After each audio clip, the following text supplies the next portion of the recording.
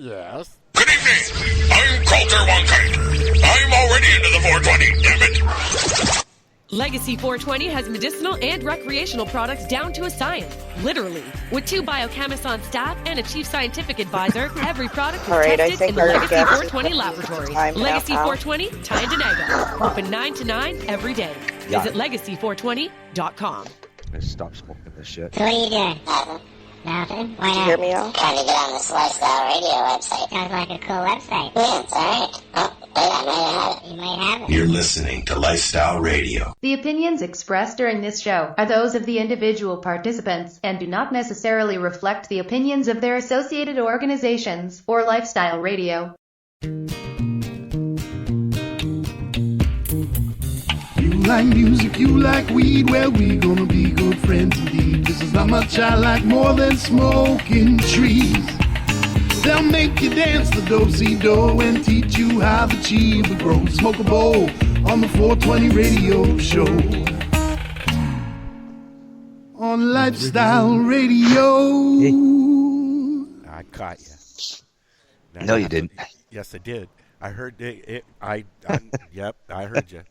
Gotcha. Yeah. You're busting Oh. Marcel. Yep. I don't care. I know the song.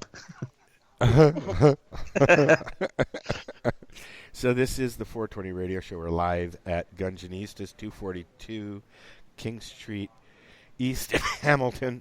Apparently, there were some raids today here, and I'm hearing there was raids out there as well in Happy Land, Nova Scotia. Yes, Marcel? Yeah, what? There was raids out there today? No, in Hamilton, wasn't there? Yeah, there was raids here in Hamilton. Yes, there was. Oh, yeah, there was a raid today. Yeah. No, there wasn't. No. No. Make up my mind. No. I was thinking that there was a raid today because normally I get phone calls if there's raids.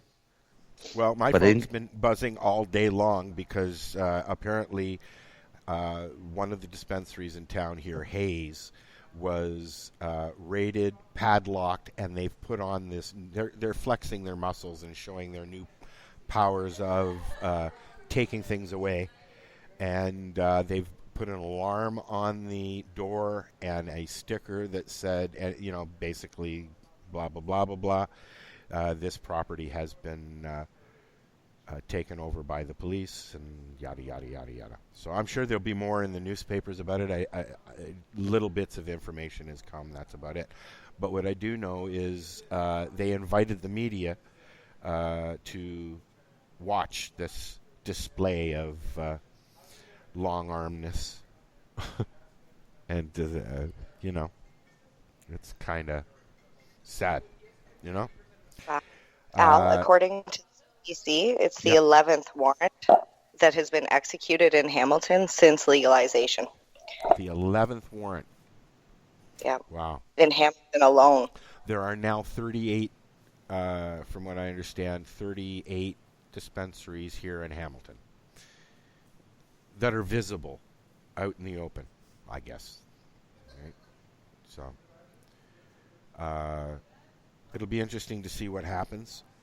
I wouldn't say we're on red alert around here, but, if they come, they come. Right? I mean, look, what are you going to do? I mean, I'm hoping that they don't back now. No, you're back. I'm back. Yes, I'm back. I shouldn't have any issues. I'm the only one on this network. But, anyways, it's going to be interesting to see what happens. Right? Yeah. I have no idea what's going to happen in Ontario. Have there been raids out there since Heidi got raided? No. Really? So they went after they went after the most visible to make No. a point. What they did is it was a result of a case that was going on in Halifax at the time, and in the case, a defendant basically asked why were they being targeted in Halifax when all the dispensaries all the way down the valley are left alone. And what's the answer I guess to that? the next day they raided all those dispensaries. Oh, that was their answer. Yeah. Well, but they seem to have targeted Heidi a bit more excessively than the others, but only I think because she's very visible and very outspoken, which is great. I mean, all the power to her if that's the way she wants to approach it. Yeah. Public support goes a long way. Well, we can hope for the best here. I did hear of a job opening today, though, in Halifax. Oh, did you? Yeah, for a bud tender. Where at? I'm not quite sure which one it is. It's one of the dispensaries in Halifax. I'm trying to find it here. And I guess one of the stipulations is you must be willing to go to jail, so they're planning on staying open. No shit. Yeah. But, I mean, Chris Enns had put out the same thing. Right? Yeah, I think I saw that this morning, actually. Yeah, that was a while ago that he did that.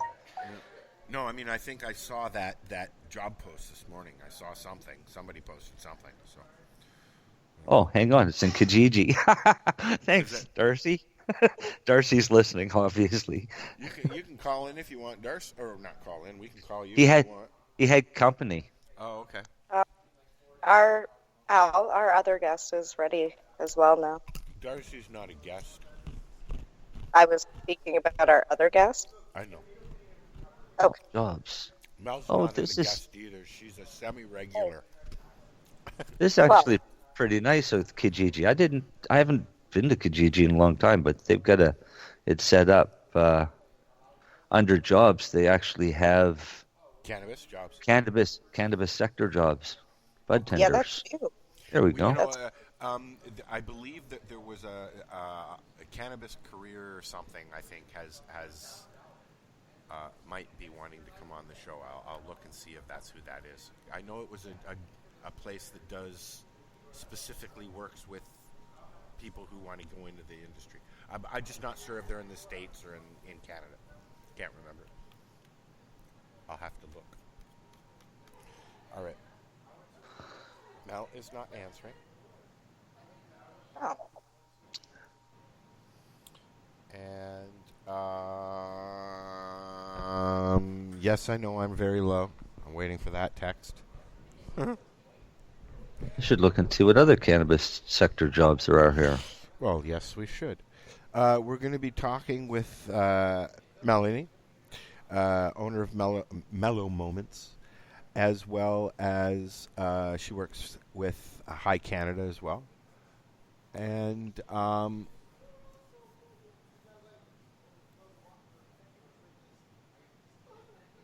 she also does Forever Buds. Yep. Have you seen? I'm sure you've seen those, which she'll tell you. Oh. I have one. And what else? And Darcy's going to be here again with us at some point to talk about some probably growing. I don't know what he do you know what he wanted to go on about today? What I wanted him to go on about last week. Oh. Strain selection. Strain selection. I mean, if you're going to if you're going to learn how to grow, you better learn how to pick a strain before you start to grow, because there's a lot of things that come in factor. So that's what I want Darcy for. Okay. Right. Yeah. I mean, you can't say okay, I want to grow Jack hair. Well, do you have a facility to grow Jack hair? Well, yeah. Every strain is different and takes a different little bit of a green thumb kind of thing, right? So. Yep. So you got to remember, are harder to grow than others, I guess. And some take longer to flower than others. Some also grow a hell of a lot taller than others. Well, if anybody listening has any questions, feel free to hit the comment thing there on our Spreaker page, and it'll come right to me, and I'll see it. Other things we're going to talk about today. What? Is there anything special in the news going on other than raids? I'm going to look at my news feed.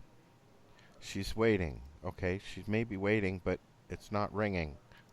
With the the raids that you're talking about, I just did a quick Google here, cannabis raids in Canada. Yep. And within the last 3 days, I'm looking at a raid in Windsor, a raid in Sarnia, a raid in Sudbury. So it's happening all over. No, it's only happening in Ontario from the sounds of it. Oh, no, I was just, well, there's a few other places as well.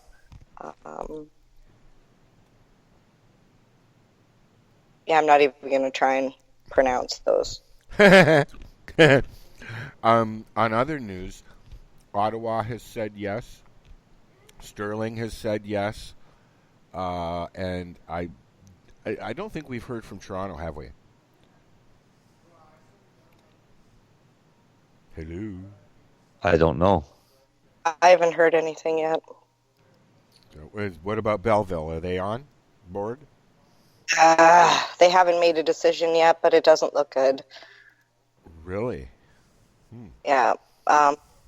We went to the Sterling meeting, and it was extremely, it was hopeful. I was extremely hopeful after leaving that meeting. It was a unanimous decision. Everybody was opting in. Really? Yeah. Huh. Which it's beneficial for people, especially in and around Belleville, Kingston, because if those cities opt out, then, and they actually receive the lottery, right, then they're going to have to find a municipality that's going to allow their store, right?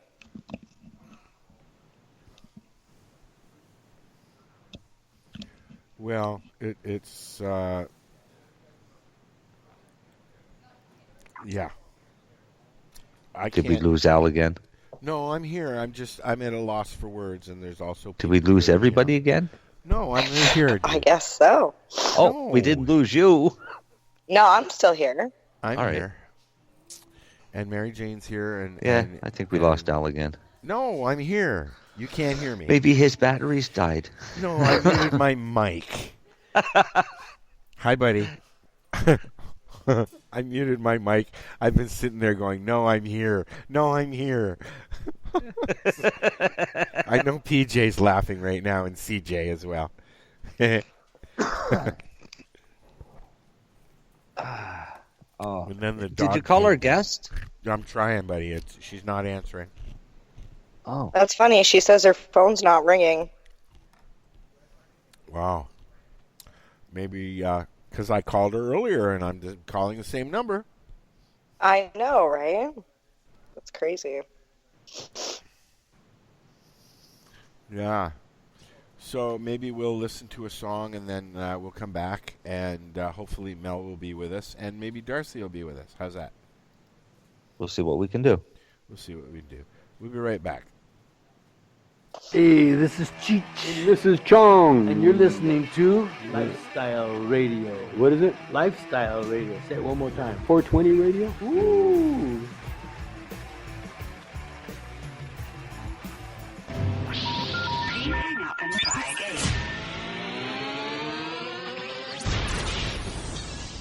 You're listening to Lifestyle Radio. Legacy 420 has medicinal and recreational products down to a science, literally. With 2 biochemists on staff and a chief scientific advisor, every product is tested in the Legacy 420 laboratory. Legacy 420, Tyndonega. Open 9 to 9 every day. Visit legacy420.com. Too vain that you surely fade away, Junior, what you say? You seek of only vanity and no love for humanity shall fade away. Love, yo. No love, yo, hey, they go so people materialistic mind, got them are victims of vanity. They want to see more money coming than stars in the galaxy. What the media show today is not reality. They went from madness to straight insanity. Babylon never me, but them can never tackle me. No matter what them do, get a youth, so you got to be strong-minded, keep a brave heart and follow me. Big man, don't tell me about apology, let me tell you why.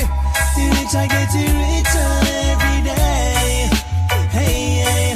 And the little that the poor man got, it shall be taken away. Hey, oh, yo. Same thing I've gone all the way from London to LA. You too vain, then you surely fade away. Junior, what you say? You seek of only vanity and no love for humanity shall fade away. Fade away.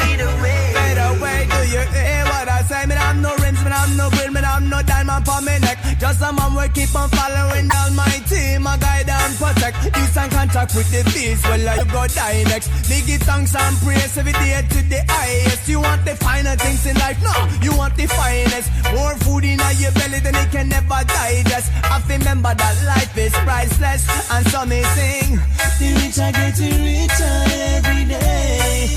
Hey, hey, hey. And the little of the poor man that it shall be taken away. Hey, yeah, fuck, we are going from Sweden to J.A. You too vain that you surely fade away. Junior, what you say? You seek of only vanity and no love for humanity shall fade away. Come again, brother. I love how you did it, yeah. Hey, hey. I see positive vibrations in the air, my boy. I hope you feel me, brother. I hope you feel me, sister. I say 1, 2, Rasta is passing through. Hey, I keep it cool, yeah. Real reggae music, I always say. I say 1, 2, Rasta is passing through. Hey, I keep it cool, yeah. Real reggae music. I have a duty, just to create good music, so it can reach the world across the 7 seas. Yeah. Oh, it's the healing. No one can find this feeling here. Now the world should know. Yes, the world should know. I say 1, 2, Rasta is passing through. Hey, I keep it cool, yeah. Real reggae music, I always say. I say 1, 2, Rasta is passing through. Hey, I keep it cool, yeah. Real reggae music. I miss a word wine. People are so dope wines. Music you get us so high. Only sweet reggae music can let me hear the drum roll and let me hear the bass line. Girls, time I wind up the baseline, yeah. Only sweet reggae music can. Rasta retreating, yeah. 'Cause I love how you deal with, yeah. Ooh, Lord, yeah. Only sweet reggae music can set the captives free from the evil from the streets. You feel the beats and you must believe in the kings of kings, lords of lords, conquering lion and the rules of all, yeah. Whoa, whoa, whoa, whoa, I always say, I say 1, 2, Rasta is passing through, yeah. I keep it cool. Real reggae music rule forever. I say 1, 2, Rasta is passing through. I keep it cool, yeah. Whoa, whoa, whoa, whoa, yeah. No matter what you're feeling, real reggae music shall set you free, yeah. From all the pain that you feel, and put a smile in return. I say 1, 2, Rasta man is passing through. Hey, I keep it cool, yeah. Real reggae music, I always say. I say 1, 2, Rasta man is passing through. Yeah, I keep it cool, yeah. Real reggae music. So your city and your town, Rasta is coming true. Positive vibrations coming true. Good for the children too. And we are back. This is the 420 Radio Show. We're live here at Gungeonistas. You want to say something, Devon? No, he has nothing to say. There's Thank you. What? Oh, God. Ow, we need you to be here. I am here. Okay, you start a conversation wander off in the middle of it. Doesn't work, dude. Yeah. Oh, excellent. We got to have cameras set up so we can see what the hell you're doing. I'm just sitting here in one of the booths getting really stoned, dude. That's what I'm doing. Oh, shit. Yeah. But I'm having fun. There's people here doing their own thing. I'm having fun, too. Yeah, there you go. What's in the glass, Marcel? It's water. On a water kick today. So what's new, Mel? Oh, not too much. Not too much. Arting and crafting, and Arting and crafting. Mm-hmm. What's the weather like out there?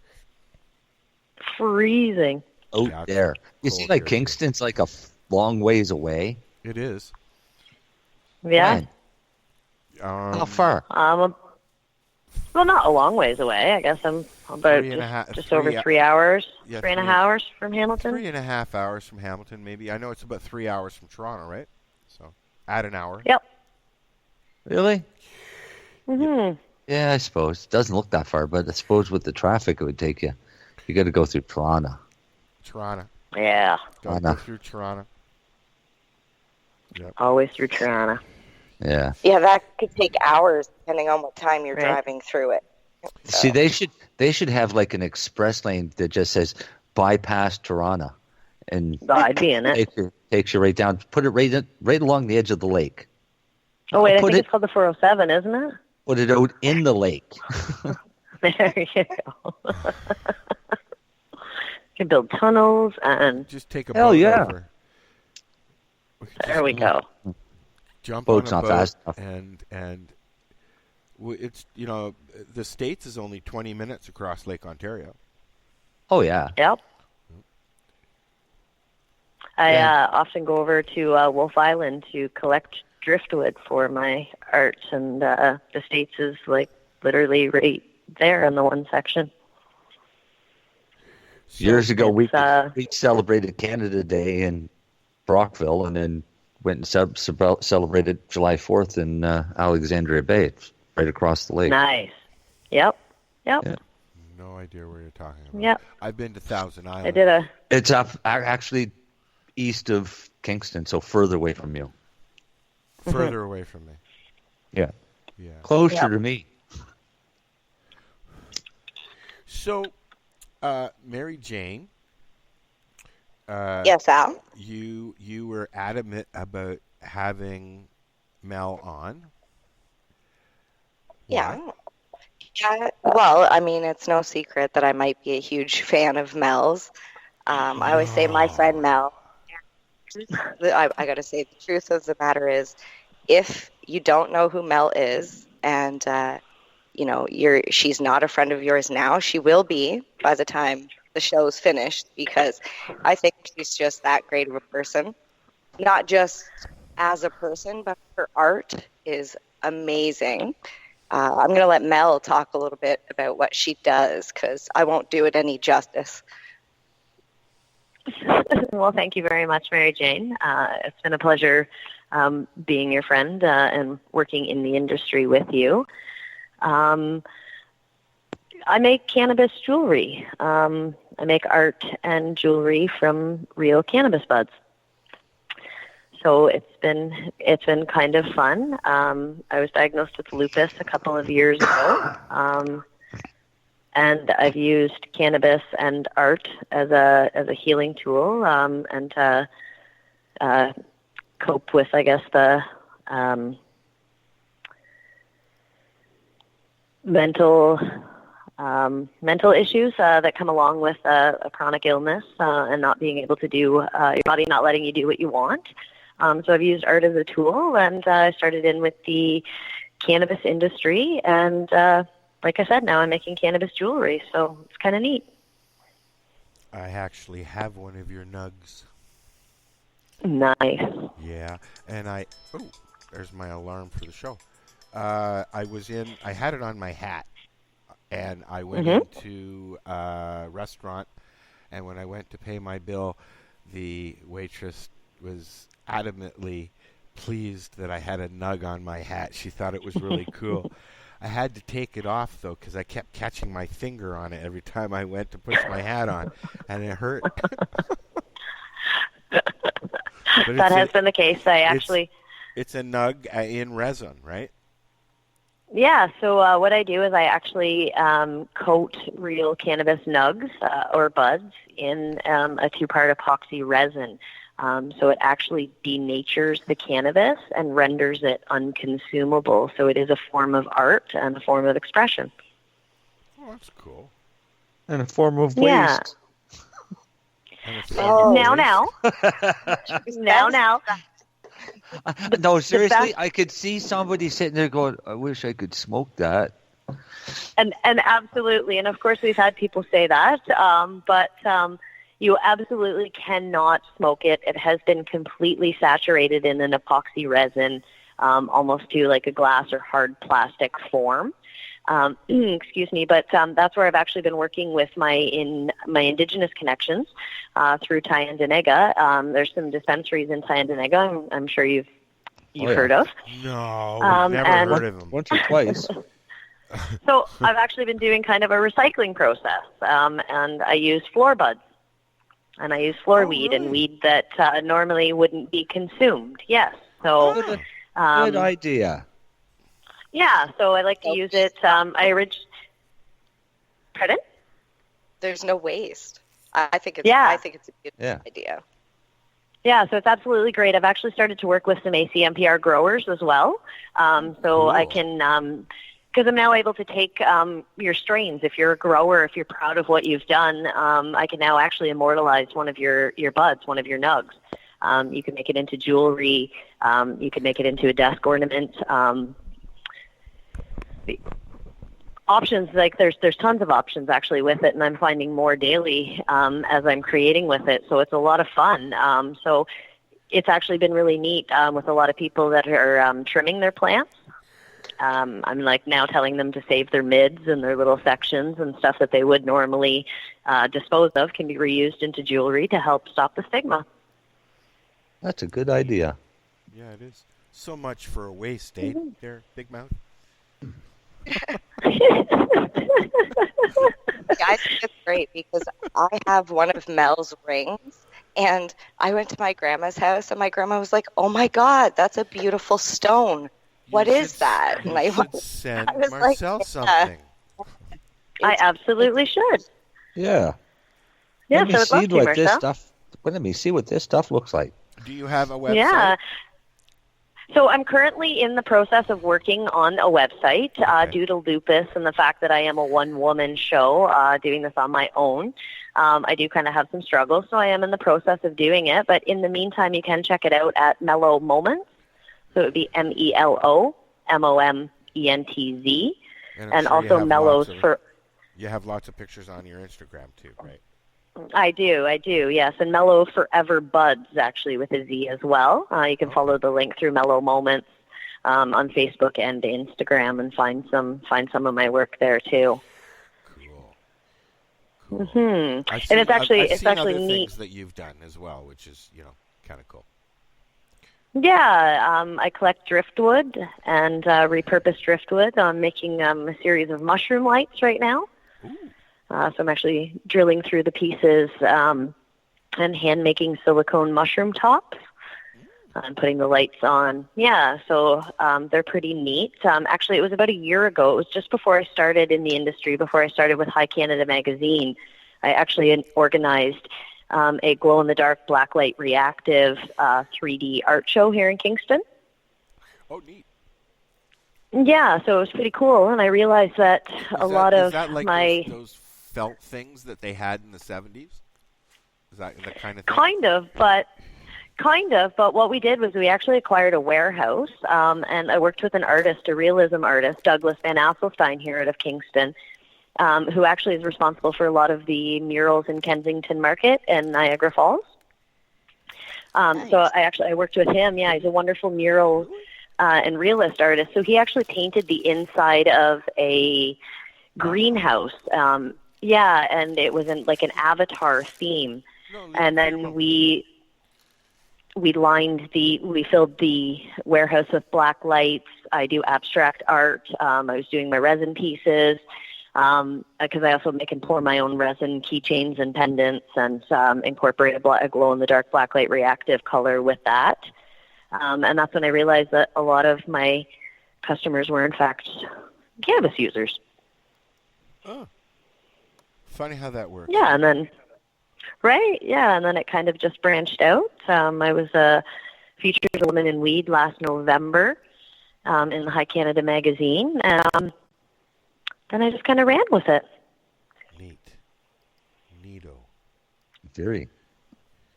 So yeah, that was kind of my little start in the industry, and then I've now managed to help host and organize the first ever Indigenous Cannabis Cup. I've been to eight expos, 5 cups, and I've traveled from Montreal to Calgary within the cannabis community this year. Cool. Now, I have a friend who also has lupus, and I know that she finds that cannabis helps her get through her day. Why don't you talk about how it helps you and all that stuff? So funny story behind that. I've used cannabis for years. I've used cannabis daily for years, and didn't even realize I was medicating. I was living in Hamilton, actually. I had just finished the registered massage therapy program. I was hired in Stony Creek on spot, pending my board exams, passing my board exams, when I suffered 3 major clonic tonic seizures in my sleep. I had a over 25-minute grand mal seizure in my sleep, followed by 2 over 15-minute seizures. I had about 55 minutes worth of full convulsions within about 3 to 4 hours. I lost my driver's license. My brain was fried. My memory was shot. I suffered deeply from it. Ended up having to move back home. I pushed forward with my massage therapy board exams. I unfortunately ended up failing the board exams. The connections weren't there. My brain wasn't working the way it should have been. As I said, I started doing some art, some glow in the dark. I was focusing on my healing. That led me into High Canada magazine. I then lived near Tyendinaga territory, so I went and I started distributing the magazine throughout the territory. I then volunteered to help organize the cup, to be part of the Indigenous Cannabis Cup at Smoke Signals. And then I found myself that I had all of a sudden was, I'd been medicating, but I'd started to introduce into edibles and started to learn actually about more of the medicinal side, and started doing some research and started realizing that the meds that I were on, I had no quality of life. I was sleeping 10 hours at night. I was sleeping a minimum of 2 to 4 hours during the day. Wow. And yeah, it sucked. I was on anticonvulsant medications. They didn't know that I had lupus. So I don't suffer from lupus in the same way that average people do with the swelling of the joints and tissues. I actually suffer from swelling on the brain and spinal cord. So I used to suffer from severe pressure headaches.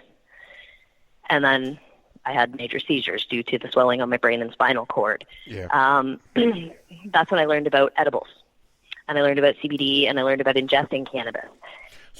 So through the whole... find that CBD helps you better? More CBD? Absolutely. Yeah, my friend as well. Now, I'll be completely honest with you.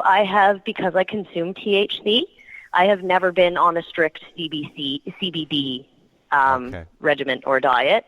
There's always been THC with that because I am a consumer. Yeah, she is but that's as well. She is as well. Yep. But what she does is she carries a CBD pen with her. That's what I was going to say is when I started planning the cup, the Indigenous Cup, I jumped in head first, and then I went, oh my Lord, I have to run a 4-day event in public, camping in May. Yeah. What happens if I flare up? What happens if I get sick? Someone's going to see me weak. And I didn't want that. So I thought, you know what? People have blamed my cannabis my whole entire life. Every symptom I've had, every problem I've had, if I've been tired, chronic fatigue, lazy, anything happened in my life, it's because I was a pothead, right? It was the weed. If I just quit smoking the weed. So I thought, you know what? I'm just going to consume my way throughout the weekend. And I did. And I consumed thousands of milligrams. And I ran an entire event for 4 days straight. Awesome. I slept for 2 weeks afterwards, but I managed to run for 4 days straight. That's when I realized. So what had happened was, in the process of this, because I was sleeping so much, because I was sleeping during the day, I thought, you know what? I'm already going to nap during the day. I might as well have an edible and have a really good nap during the day. And all of a sudden I would notice that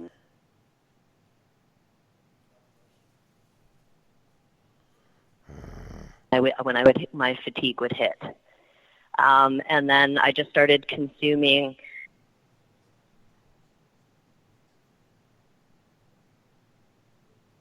if I could make a butter or something or an edible with a sativa strain, that it definitely helped me with my energy levels, although I can't smoke sativas because it contributes to anxiety. So it's really been a whole learning process and learning kind of as I go. And to this date, I am no longer on any pharmaceutical meds. I take a 1,000 milligram CBD tincture. I used to take it morning, noon, and night. And at flare-up, I was taking a full dropper full. I found that once I got the CBD levels back up into my system, my flare-ups have been reduced. My quality of life is amazing. I've been able to do tons of things. I'm still not at the point where I can work full-time. Due to the flare-ups, winter isn't very nice for lupus. So, but the cannabis has been absolutely a godsend. It's actually been funny because all of the people that have in the past put me down and thought, I was just a pothead, actually now come to me and say, like, what's your secret? You look amazing. You're doing so well. It's so amazing to see you in the community. And I'm like, it's not a secret. I've increased my cannabis consumption. Yeah. So lazy pothead, eh? Right? So, and that's kind of when I decided that, you know what? I was going to go out and I was going to put the fun in functional stoner. And that's what I try to do. Well, that's awesome. I've just posted to everybody that the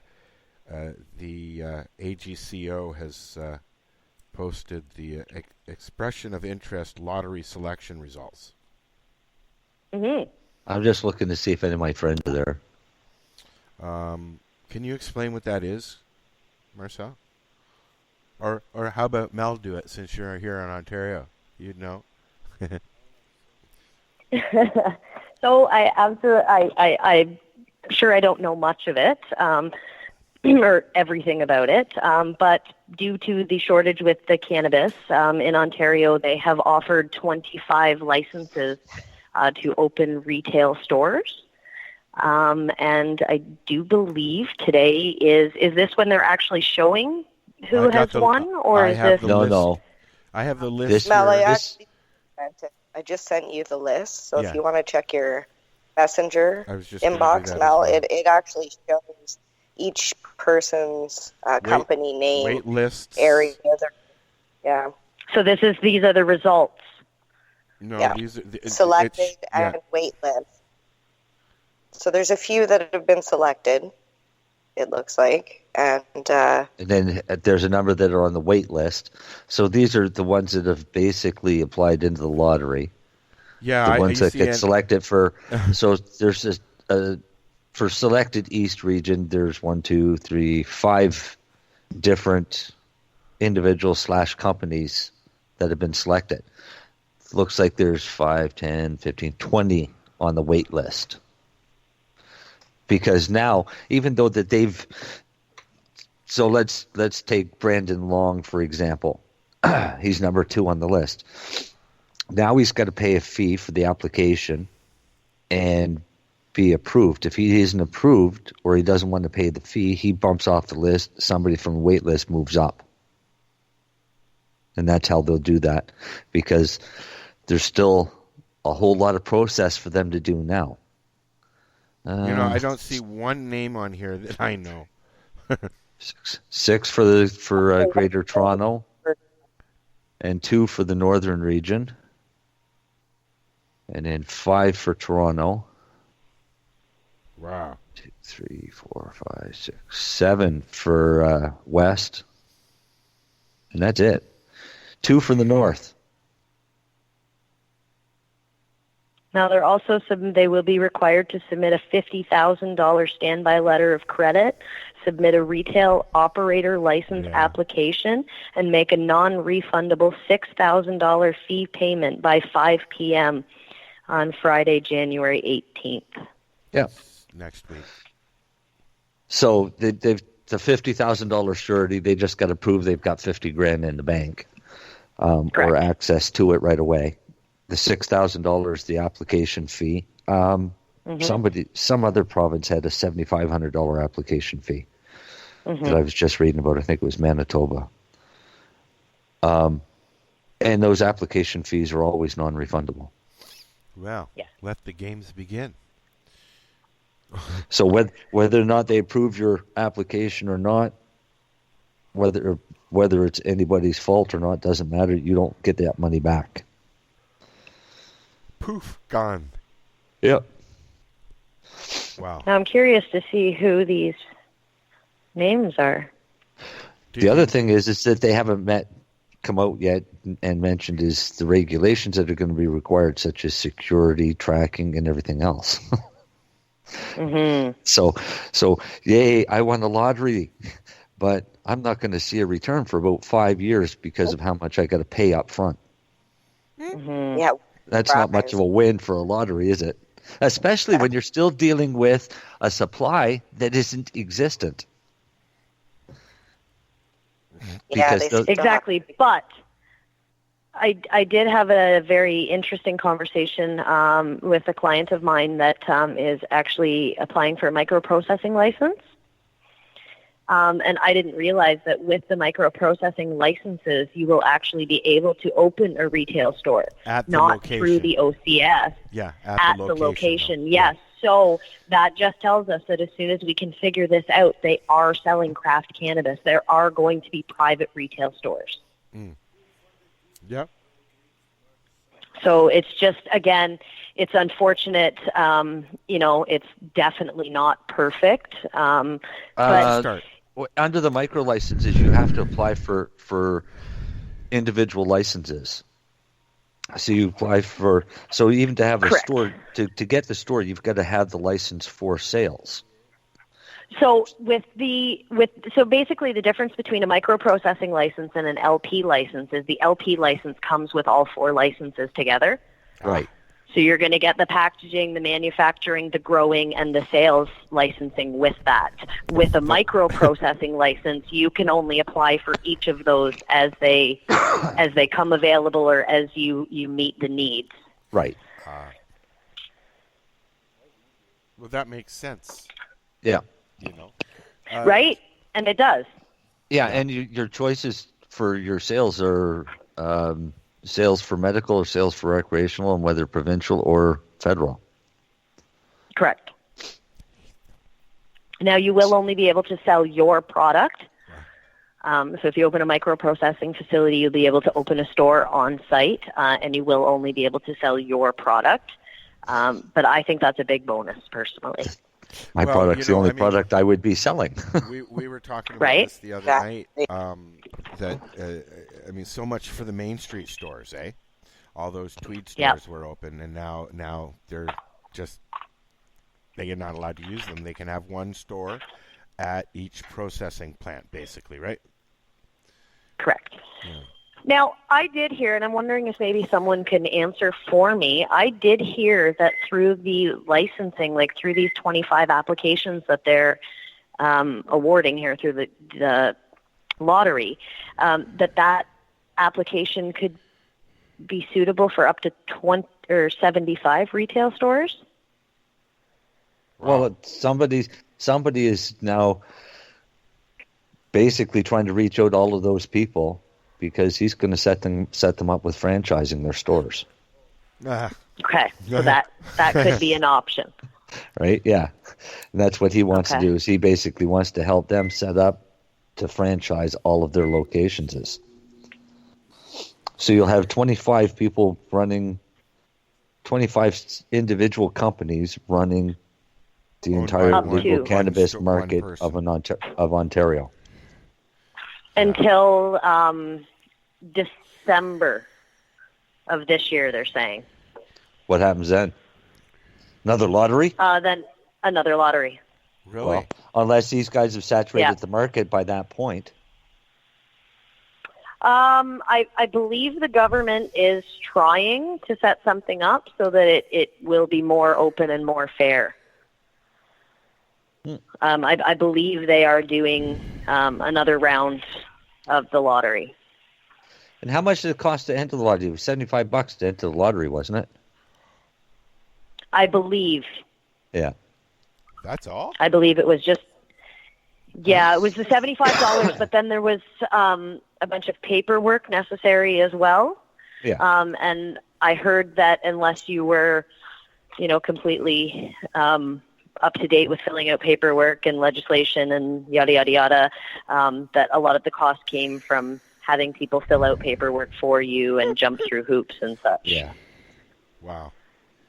So the process is actually, aside from having to jump through hoops and having this enormous bankroll, the process is actually quite simple.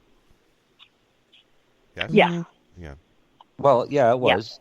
Yeah. You fill out the paperwork and get your number to be put in the lottery and hope to God that you're pulled. Yeah, and just fingers crossed. If it costs you $5,000 to get somebody to fill out the paperwork and you're at the bottom of the waiting list, it sucks to be you. So let me ask a question. If they do this lottery and then they do another one, do those people that were in this lottery get to also be into the lottery of the new one? Or do they have to do it again? Why would they want to bother getting into the other one if they can have unlimited franchises of where they are now? There's be no difference. Yeah, because they've been awarded a license through the lottery, they're able to open up to 75 stores through that license alone. Wow. But right? The thing comes down to is, can you cross jurisdiction? So can somebody in the West region turn around and say, all right, I want to open up 15 stores in the North region because there's only 2. But only in places that have opted in, right? Right. Yes. Because if they've opted out, you can't, like, for instance, you can't take a store and put it in Brampton. They've opted out. Right. Doesn't matter how many franchises you have. That's right. Okay. Correct. But are these franchises you can always lobby. No. I'm sorry? Are these they would be the individual stores. So they can choose their name. It's their own business. They just have to go through the licensing process like anybody else. And all of their cannabis will come from OCS. It has to come from OCS. Correct. Okay. Mm-hmm. Now, are they going to be opening OCS stores at all at this point? No. OCS will only be online.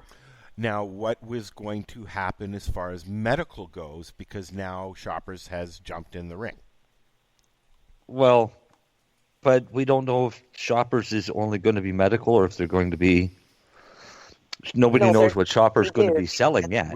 They do. It sounds like we do, though, because, I've seen 4 articles on the same subject from several different outlets, and they're all saying that they've actually started already. That's what was today. I was posted a couple articles that said Shoppers has actually started doing this already. Okay, I'd like to know where. Did you?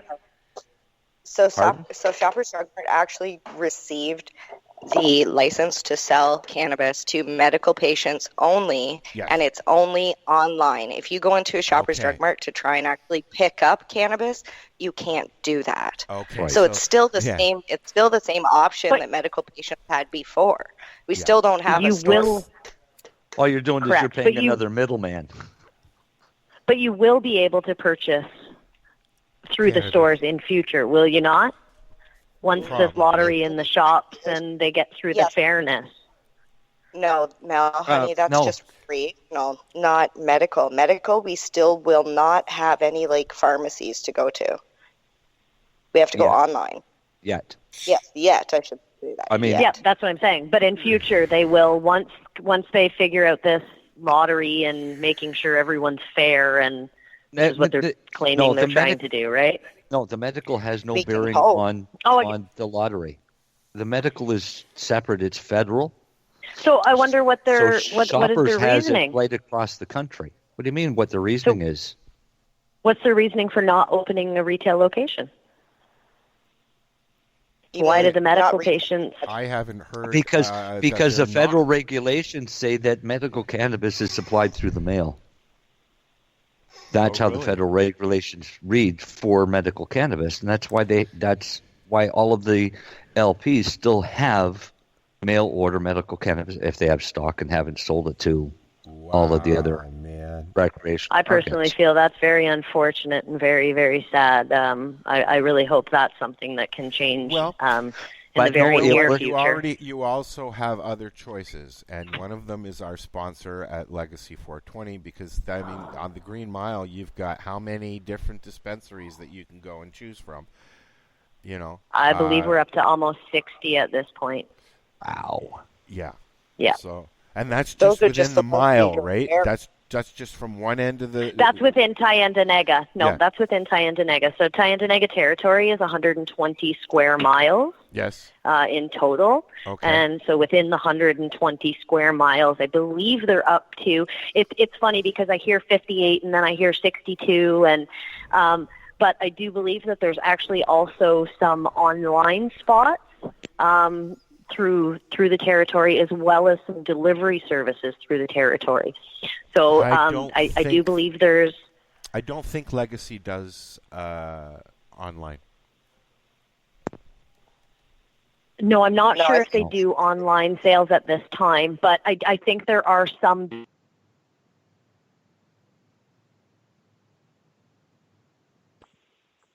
Wow. Mm-hmm. That's a lot of dispensaries in a small area.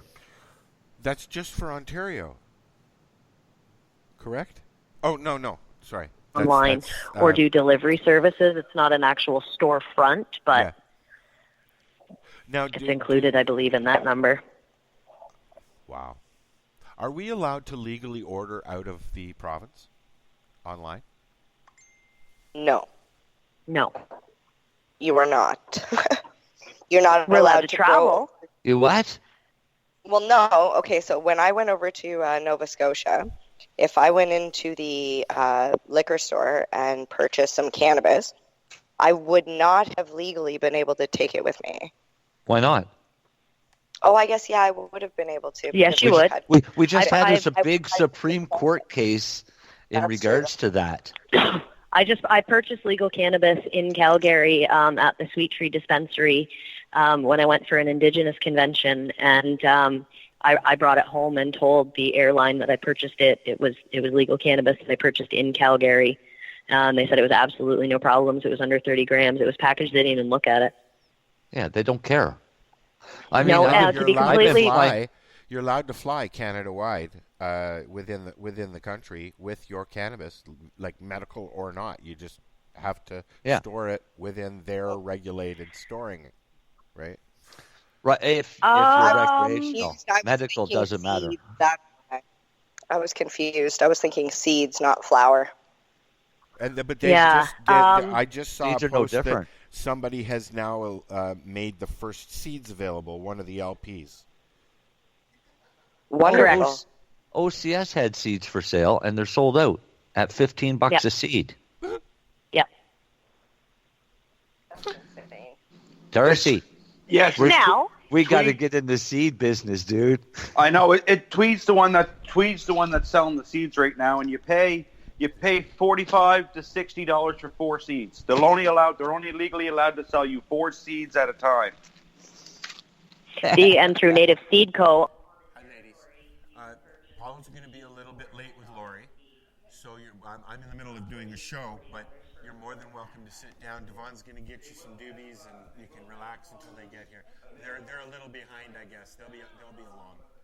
Okay. Okay. Cool.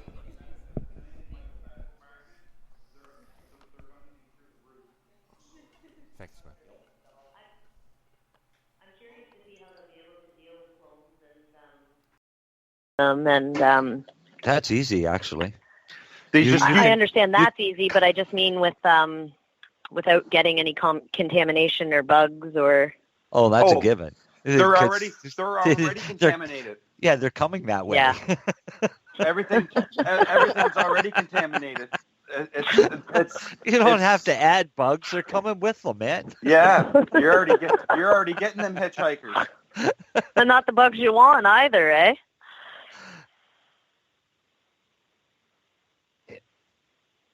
There we go. Our mics are screwing up here. You guys keep cutting it. So let's take a break and listen to some more songs, and we'll be right back, hopefully with a mic issue not being relevant at that point in time. This is the 420 Radio Show. We'll be right back. Woohoo.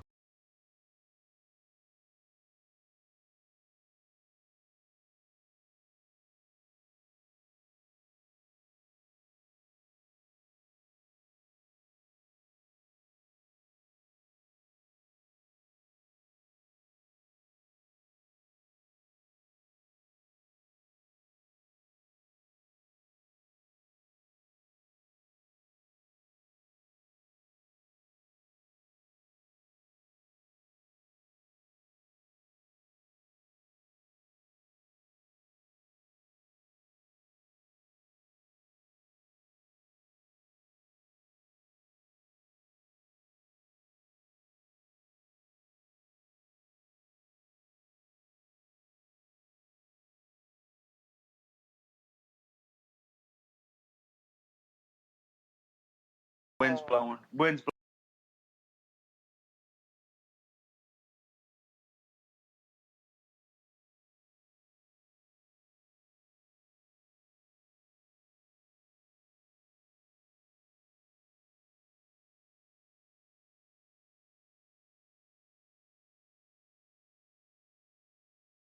You're listening to Lifestyle Radio. Legacy 420 has medicinal and recreational products down to a science, literally. With 2 biochemists on staff and a chief scientific advisor, every product is tested in the Legacy 420 laboratory. Legacy 420, Tyndonega. Open 9 to 9 every day. Visit legacy420.com.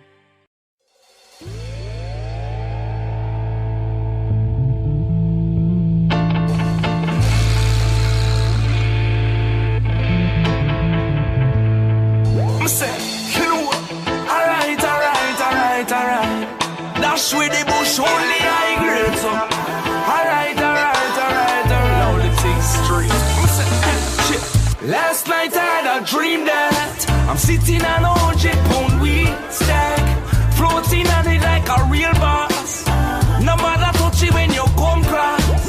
I can't see where I'm going. This room so smoky from the herbs, and you know it. You think I'm joking, but me red eyes I show it. And every day me drinking, I a biggie ass we grow it. Crazy thing, dip on a plane and the high grade me a drink. And me want see money run like water they so from a sprinkler. Food off in yam and me want own everything. I feel up every youth hustling.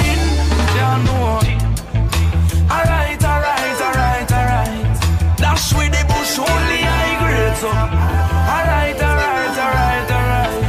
I'ma say, shit. 10 million of the greenback, and that alone me need on everything. Black, 'cause everybody now the world, you me not gonna lie, want a little piece, a little comfort. Nah lie, me not go cow it. You know, say the medicine a turn me in a poet. It a give me lyrics and a tell me how to flow it. From long time they know the thing good, them flow it. Crazy thing, they on a plane and the high grade me a bring. And me want see money run like water they so from a sprinkler. Food off in yam and me want own everything. I feel up every youth hustling. Yeah, no. Alright. Dash with the bush only high grade, so. Alright. Pass the paper. Pass the paper, them now. Pass the paper. Pass the paper, them you know. Alright, now pass the lighter. Pass the lighter, it you know. Pass. No, sir. Well, sir, pass me the lighter. Look, man, it's right there. The lighter, man, pass it here. Shit.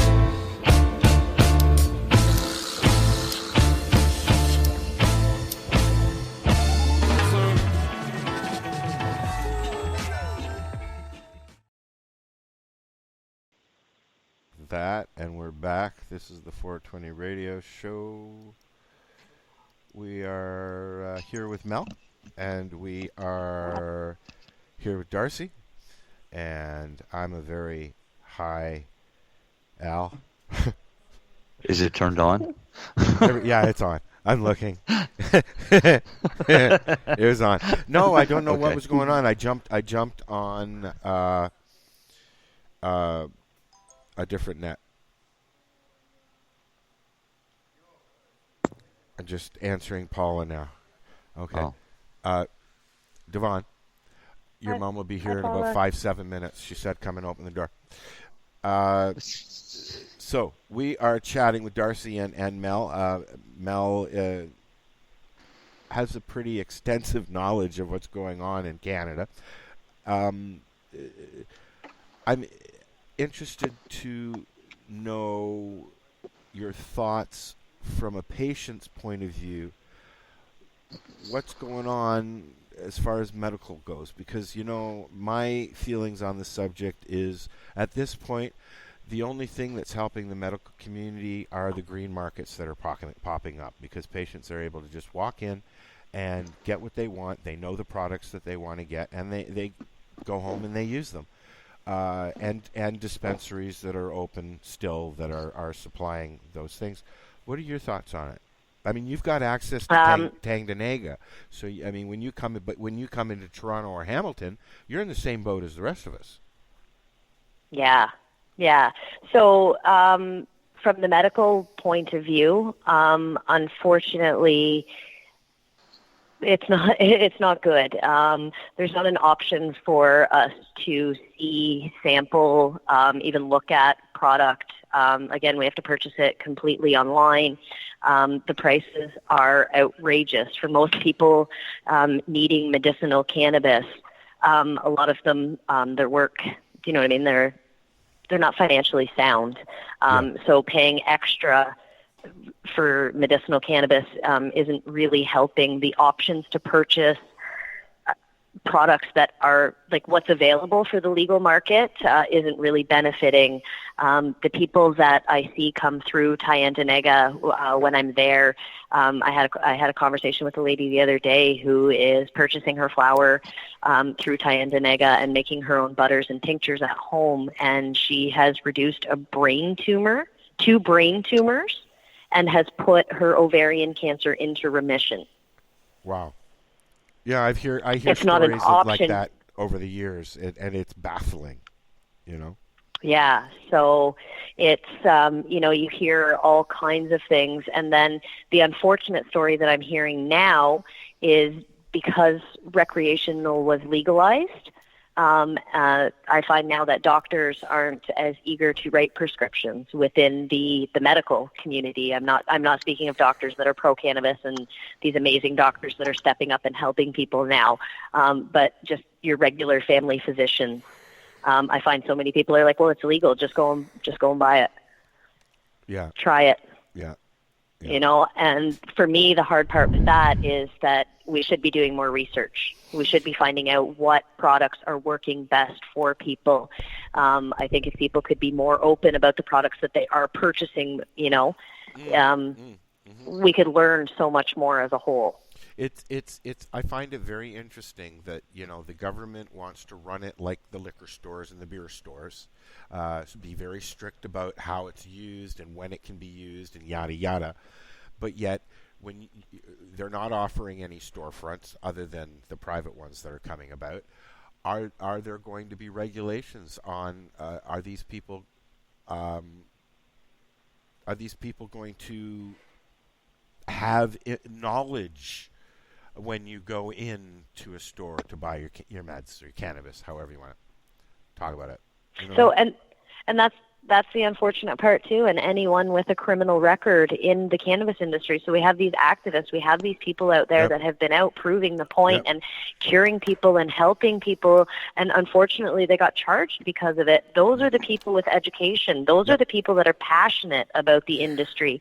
And unfortunately, those people aren't able to work in the industry. Not anymore, are they? No. So, I mean, getting those people into legal facilities and understanding, I mean, there's people that have sat beside cancer patients. There's people that have snuck products into hospitals and helped people's lives change. And, you know, I believe those are the people that have the education that we need. If we could pair those people up with the scientists and the research and development teams, I think we could cure the world. That's the plan.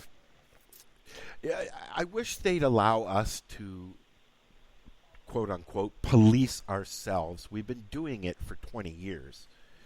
You know, I mean, like, there are a lot of patients out there that know what they're doing, more so than these people that are controlling these companies that are having bad grows. I mean, yeah, everybody has a bad grow, but, you know, I mean, it's very frustrating. It's true, but I also believe that we do need some regulation. Oh, sure we do. You don't right? want everybody running around all half-cocked and willy-nilly. You know? I mean, again, Marijane and I went to a town council meeting the other night, and the gentleman said, you know, we don't want everybody walking around the street staring at the stars. And Marijane said, really, what's the worst that's going to happen? Like, they're standing around staring at the stars. Like, how is that really going to hurt people? Do you know what I mean? Like, them want to walk around and smoke it willy-nilly. That's absolutely fine. It's the people that are selling products that aren't top par, or selling products and saying that they're different things because they're in it for the money. That's the scary part for, I mean, do we really know what we're purchasing? Yeah. Very so, true. And again, when it's on the medical side of it, right, when you're purchasing CBD oils, when you're purchasing tinctures or oils or stuff, unfortunately, we don't know that it was made in a stainless steel kitchen that's completely sterilized. Well, yeah, and you know what? Is that, to me, yes, it's a big issue, but is it not more important for people? Like, I mean, they make holistic medicine. A lot of people do it in their own home. You know, and I'm okay using. If somebody makes a cream that works for me, I'd like to be able to legally purchase that cream and not go through a lot of drama to get it. I would as well, but the moment that contamination sets in, I have an autoimmune disease. I'm actually putting my life in jeopardy. Yes. If I were to take something that had something in, do you know what I mean? And when you get to that on the off chance that when you get to that point, that's when you say, okay, hey, now I'm going to develop something for me to use. You know, and a lot of people I do know that. a guy. A lot of people, a lot of people do that. I mean, you want to get healthy, you start making fruit drinks for yourself instead of pop. You know, that kind of thing. You grind up your own vegetables and make your own. About educating people and the do it yourself, right? Because I love showing people how to use the magic butter machine. Magical butter maker, and you can set it on your counter and. I got 2 of them here right in the lounge, and if anybody ever wants to come and learn how to use it, just say hey, you know. I teach people all the time. I don't teach them my recipes. No, but you teach them. I'd like to be able to show somebody or a bunch of somebodies that, you know, you take this much, you put it in there, you turn it on this setting, and would you like to buy one? You know what I mean? Like, I'd like, but see, like I to don't make even those available. I don't even do that. I do the demonstrations because I don't sell products. So they get Harvest Fest and Mom events and things like that. Because I don't sell the products, I'm only teaching people how to do it. If they want to buy one to make it that way, that's fine. But I can teach them other ways to do the same thing. Yes, of course. Absolutely. But there are many devices out there that you can use that makes these processes of making all different kinds of medicines and concentrates safely and properly. Okay, that's why when they send them to me, I test them and I try it. And if I like it, then I recommend them. But absolutely, if I don't like it, I won't recommend it. Right. But I'm not going to sell it. What kind of devices do you use to make products, Mel? Myself? Yeah. I'm magic butter machine. For years, I just used a crock pot. We've cooked it over the stove. I mean, I've decarboxylized it and then made it over the stove. Usually just make my butters. I'm a country girl. I've born and raised in a rural area. I've seen I've seen people make oil and with the isopropanol extractions and with the butane extractions. It's not something I normally stick to. I personally like my flour and my edibles. So I'm currently right now in love with the magical butter machine. I've had one for 4 years, maybe 5 even. Mm-hmm. That was a long time ago, wasn't it? Yeah, Marcel won one, and he already had one, so he sent me one. And then recently, they sent me one to do demos with. So I'm wonderful. Start doing those. I'll make an oil and I'll make a butter at the same time and show people how to make it. I've had 6, and I don't even own one. But you know how to use them. That's a man that's passionate about the industry and teaching right there. Yeah. I've had 6 and I don't even own one. Yeah, I've won 6 of them over the years from winning edibles competitions and things like that. And then I usually either just give them away or raffle them off or whatever. I was going to say, yeah, you put them towards only education. because they don't suit my purpose. I make pharmaceutical products, so I need a little more exacting than what it provides. Yeah, but I mean, and what I like about the magical butter machine is the simple fact that you can do everything from candles to essential oils to fragrances, anything. You can use it to make your own topical creams if you want, and that's all perfectly fine. And they're an ideal rig for somebody sitting at home and has an ounce that they want to throw into the machine and make something. That's perfect. I think the machines are awesome. I love the machines. I just don't use a machine because the machine takes an ounce and I start with a pound. And exactly. There are a few other machines as well. I think the Magic Flight, or no, not Magic Flight. I can't remember what they're called. There's a green oil machine for doing oil extraction. Machine, yep. Yeah. And then there's like percolator style ones, and then I saw one that's a decarboxylating machine. Yes, I've seen that as well. Now the big thing is squishing, being able to squish your own and get your own rosins. And, Oh yeah, rosin presses are taken off because anybody can put the rosin press in their garage or their basement or whatever. And, I mean, I'd have mine in the kitchen beside the dab bar. Nothing like dabbing fresh rosin. If mine wasn't here at the lounge, I'd have it in my living room. Yeah. I don't know. I just like all things cannabis, except I don't like the taste of cannabis. Yeah. So I do everything in my power to make sure that I can't taste it. I know, you weirdo. It's not weird. I forgot you were there, Darcy. I never forget Darcy's around. I'm just soaking it all in. That's all, Al. What do you use? I mean, okay, Darcy is. What does Darcy use? What do you use on a daily basis? Do you use creams? Do you take the caps? What do you use, bud? No, I eat the caps that we developed. More so Marcel developed, but I helped, so I can say we developed. Is that the same one that I did the trial, Marcel? Yes. Okay. Except a different formulation that Darcy's on now. Yes, it works really well. I took 2 of them last night, and I didn't kick at all. So you got restless leg? Oh, ask my wife; she'll tell you. Now, tell me something. You still have movement in your legs? Yes, I do. My left one, I can stand and bear weight on my legs and walk a little bit with a walker. He's just not supposed to, so we don't let him. Yeah. Well, see, they worry about me because where I can feel my left leg, but I can't feel my right leg, and they're scared that if I'm walking, I'll twist my ankle and break it, and then you don't know. Yep. Plus there's a very high degree of atrophy from not using his legs for as long as he's gone. Oh yeah, they shake really bad. Yeah. So he doesn't have the physical strength to walk. Yeah, no. Yeah. It's all upper body. I just drag stubs behind me. Well, I tell you, you wheel around and fucking feel pretty fucking good. Better than I walk, dude. So, Well, geez. Did you ever notice that Darcy's wheelchair doesn't have handles on it for anybody to push him? Yeah. He's like that. He's saw a prick. that. He doesn't want anybody to ever help I him. asked him if he wanted help there when we were going into town. He was like, "No, I got it." I was like, "Good," because I couldn't push you anyways.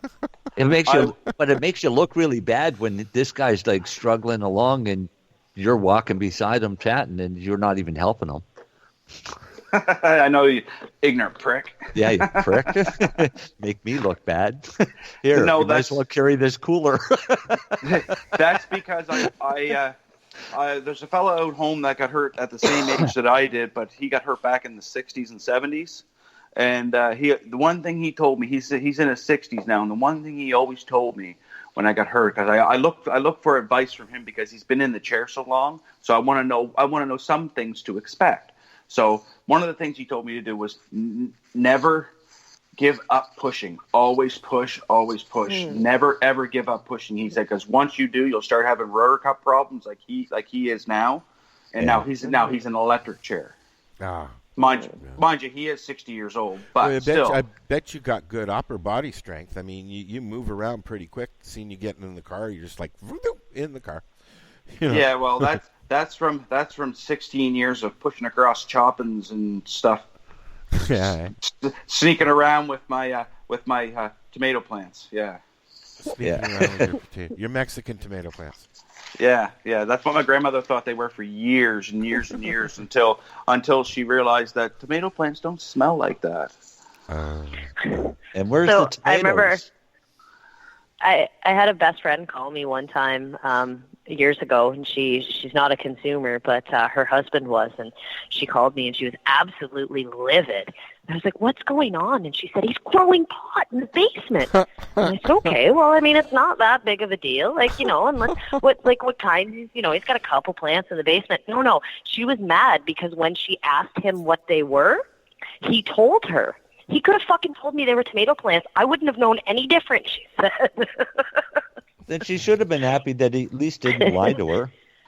Exactly. Well, she was one of those, people that didn't really want to open her eyes to anything at that point, But it was pretty funny. He could have just told me they were tomato plants. Yeah, but I just said you should be grateful that he had the decency not to lie to you. Yeah, I said that too, but she really wanted to believe they were tomato plants, apparently. She wanted to believe they were tomato plants. Yeah. I find it's fucking hilarious because, when I was a kid, we used to dip into my mom's bag every now and then. And I find it funny that now she asks me for weed. Yeah, I find that funny too. My mom calls me up the other day and she's, "Alan," well, it wasn't the other day, it was a while ago. She says, "My friend comes up, my 80-year-old friend. I think she's 90 plus," and she said, "Rosalind, I know your son does a thing and knows about cannabis. I was wondering if you could ask him. I've got a prescription and I've got some cannabis in my fridge, but I don't know what to do with it from here." So, yeah, you're going to go teach her? Or are you going to let the mom teach her? You know what? My mom has been asking me to give her some stuff to bring in, and I felt uncomfortable because she goes to meetings all the time, right? Seniors meetings, and I felt uncomfortable. Hey, I don't go to a meeting without a joint. Oh, hold on. I felt uncomfortable sending her with a batch of cookies, not being there to watch and make sure that somebody doesn't have 3 or 4 and, tips the scale. You don't think your mother's responsible enough? No, because is that what you're saying, Al? No. I'm hoping your mother's listening to this show. She doesn't listen to the show. No. I think we should make her listen to this show. My mom I don't trust because I gave her a cookie and I said only eat a quarter, and then I came out at 2:00 in the morning and she was sitting there with a smile on her face watching a movie. I went back to bed. 4:00 in the morning, she's still sitting there watching a movie. Smile's kind of going. She's looking a little sleepy. I come out at 9 o'clock in the morning. She's still sitting there. She says, Alan, I know you only told me to take a quarter, but I ate the whole thing because I was bored. I couldn't sleep, but I really, really enjoyed reading my book and watching what I was watching. I was like, what the fuck, man? Then she slept all day. My mom OD'd on the cookie, and her excuse was, well, I couldn't stop it just a little bit because it was so friggin' delicious. The same thing. Exactly. You know, like that's the issue. Exactly. You know, it's them damn fucking flavors. Exactly. Terpenes. Yep. My mom's 65 years old and grows her own flour, makes her own edibles. Oh, yeah. She loves Magic Butter Machine. That's cool. My father's a patient, so finally. Yeah.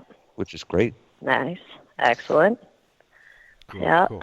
I introduced my stepdad to dabs. No, see, I wouldn't do that. Unless they were already a smoker. Oh, yeah. No. I deal with a lot of the patients. I was just going to say, my mother is actually one of the biggest chatterizer representatives you will find. I gave my mom had a hip thing, okay? She got her hips done. And then I was giving her medibles, and she ended up having, I don't think it was the cause, but she ended up having vertigo, which we found out that happens to people in their 80s, that you know, it's a traumatic event for the body, and it can set some things off. So she stopped taking any cannabis, but then she had some really bad pain. So I took her over my chatterizer, and she enjoyed it. Yeah, I bet she did. You know, she liked it because she could just take a little puff and then put it away. Yep. And then when she'd be taking that to the meetings next, Al. Oh, I hope not. Yeah, well, you'd be creating a monster here. My stepfather suffers from rheumatoid arthritis, and I gave him a shatterizer and filled it with some THCA, and he absolutely loves it. He says it does wonders for his inflammation. I'm thinking that I'm going to put a little CBD in it when I'm there next, just to see what happens. Mm-hmm. Here, Mom. Sound asleep on the couch. Drooling out the corner of her mouth. Yeah. So anyways, let's take a quick break, listen to some more tunage, and then we'll come back and talk with Darcy and Mel and Marijane and Marcel for a little while longer. This is the get some learning done from Darcy. Get some learning in you. Darcy's going to learn us tonight. I'm going to get you learned. Yeah. We'll be right back. We can listen to some more of whatever I got loaded up here. And this is the 420 Radio Show. We're live here at Gunjanistas in Hamilton. We'll be right back. Legacy 420 has medicinal and recreational products down to a science. Literally. With 2 biochemists on staff and a chief scientific advisor, every product is tested in the Legacy 420 laboratory. Legacy 420, Tyndonega. Open 9 to 9 every day. Visit legacy420.com. Are you looking for cannabis news, education, and people's opinions? Are you looking to learn what Canadian and international cannabis advocates are doing, not only now, but what got them to this point in their lives, and what does the future hold for them? Do you want to learn how patients are using cannabis as their daily medication, or learn how their cannabis use helps them with their medical condition?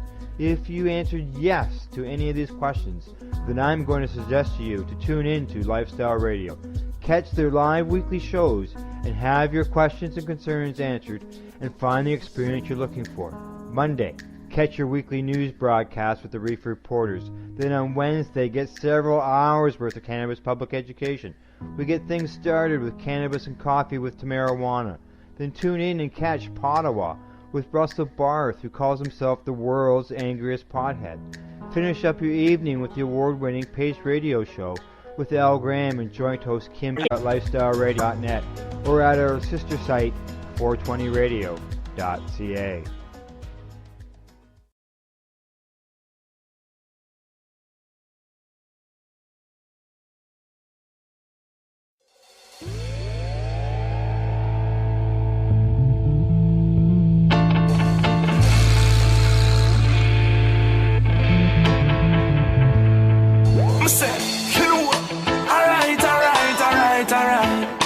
Dash with the bush only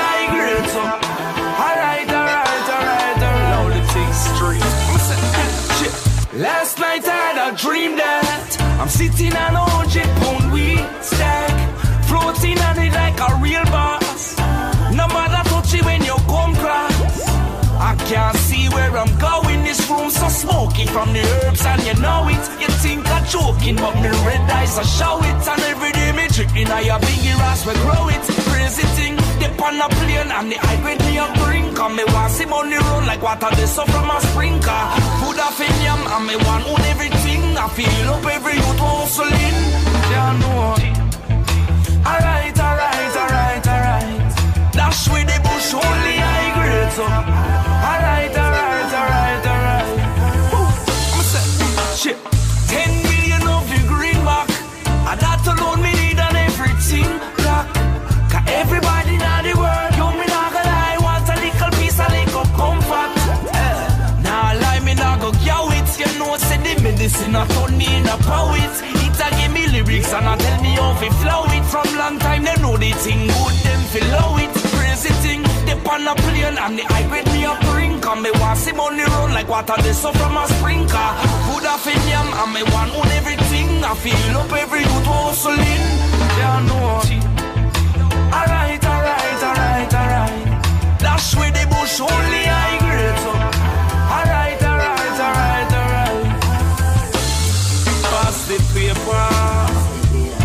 Pass the paper, them now. Pass the paper, them you know. Alright, now pass the lighter, it you know. Pass. No, sir. Well, sir, pass me the lighter. Look, man, it's right there. The lighter, man, pass it here. Shit.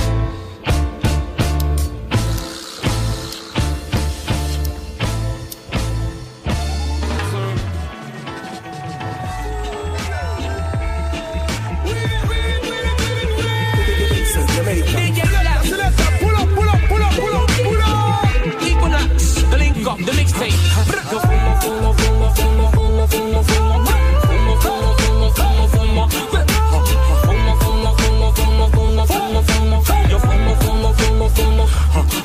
Just a play, smoke the marijuana every day, till my girl turn gray. Just a stay, high in the sky 'cause the herb got me feeling so fly.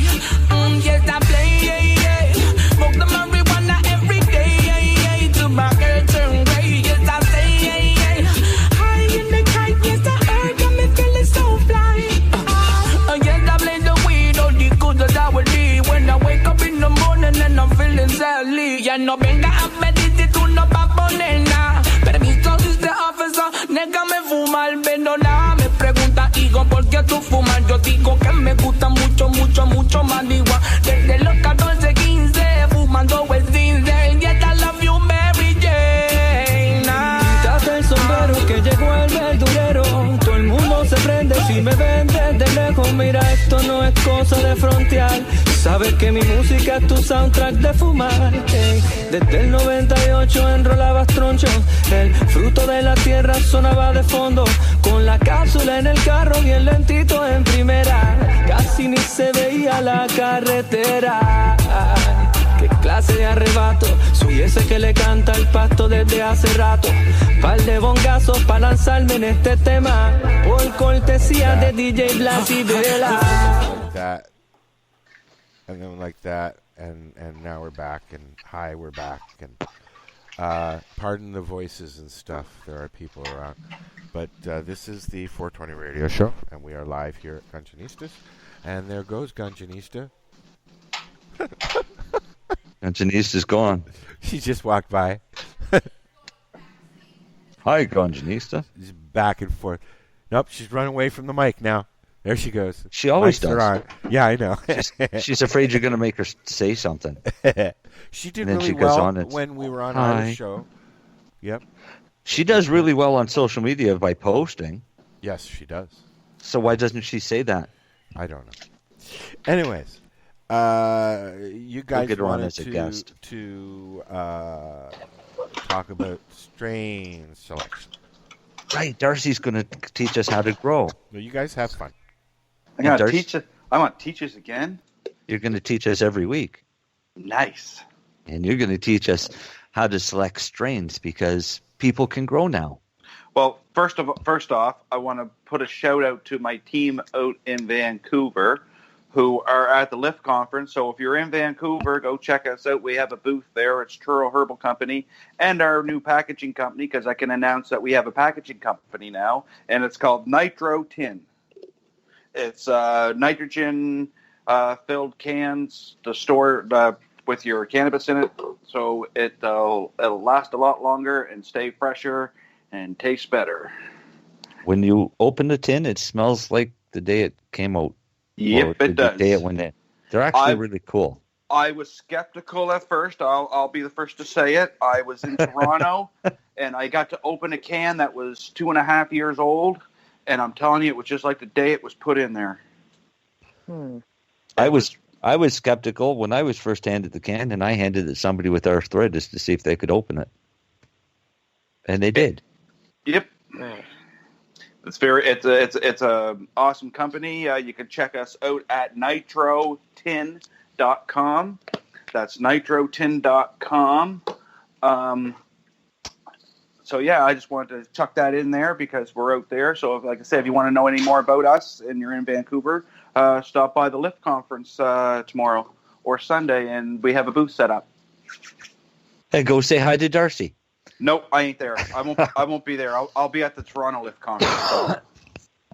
That's the one I want to go to, is Toronto one. Yeah, so hopefully me and Marcel will be at Toronto. Look forward to meeting you then, Darcy. Yes, I'll be up there likely all week, so we'll have to get together. Absolutely. So I'm going to tell you guys tonight about strains. Well, first off, when it comes to picking a strain, it's nice to know what you're looking for. Are you looking for a high? Are you looking for a stone? Are you looking for relaxation? Are you looking for energy? You're looking for something for in the day or something in the night or even in the middle. So you might be looking for a 50-50 hybrid or a 60-40 hybrid. It could be indica, it could be sativa. It all comes down to what you're looking for. Okay, let's do it. I'm the new grower. Mm-hmm. And I want to grow my 4 plants, and I want something that is going to make me relax in the evening when I get home. Okay, well then obviously you want indica dominant strain. So that narrows you down to about 6,000 strains. Are you looking for a Kush? Are you looking for something? There you go. Are you looking for something cushy? And then, so you're a beginner. So chances are you don't know what that is. So then I can explain that for you. I don't want to know what Kush is because I know what it is. I don't want Kush. You don't like Kush. But being a new grower, then I think I'd probably want something that's easy to grow in my tent. Okay, so then you want something that's height restricted. That would happen. Okay, so then you need something that you can grow. Are you looking for something that's going to yield a big yield, or are you looking for more quality than a yield? Or are you looking for both? Because there is strands out there with both. Right. Now this is why we have Darcy on, because this is how confusing it can actually get to select a strain. Very confusing. It can be. It can be overwhelming. It can be an overwhelming experience. You've got to look at so many different factors. Oh, yeah. And growing is awesome because the more you put into it, the more you get out of it. Oh, yeah, that's a given. If you're one of these people that want to throw a few seeds in your backyard and go back in September, October, and pick your plants, well, you're going to get what you put into it. Exactly. A bunch of mediocre product that, yeah, it works, but you know what? If I actually took some time and energy and focused on them genetics, I'd actually have a product in my hand that's worthwhile. Right. So height restrictions is a big thing because you ran into that yourself, didn't you? Oh, did I ever? My last grow. Right. I knew I had an inkling because I looked at this strain online. I did a lot of research on it. Took me 3 years. I had the seeds for 2 years before I grew them. I was looking at the strand 3 years ago when I started looking at it. It's called Auto. It's an auto flower. So all them people out there that hate auto flowers, they're not all bad. They came a long way since 2006. Yeah. The original low rider, which was no taller than a pencil, they came a long ways. Now you have genetics out there that can yield you access of 500 grams plus of real quality medicine, or really good rec product if that's what you're looking for. My Auto Ultimate, the issue I had was I only have a 5.5 foot tent. So first off, the strand can grow 2 meters tall, which is 6 feet. Can grow under ideal conditions. Is my tent ideal conditions?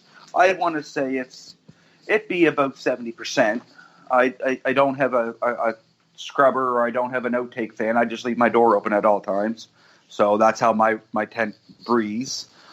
So there's one factor that goes against you when growing, because you don't have adequate airflow. Yes, I do. I don't. I do, because I have the fan and the filter. And yes, I don't have a fan and a filter because I never had the need to get a fan and filter because I didn't care about smell. I don't care about the smell either. I just wanted to do it to seal up the tent, to give it and make sure I had proper ventilation. So yes, of course. But I mean, it's an added expense.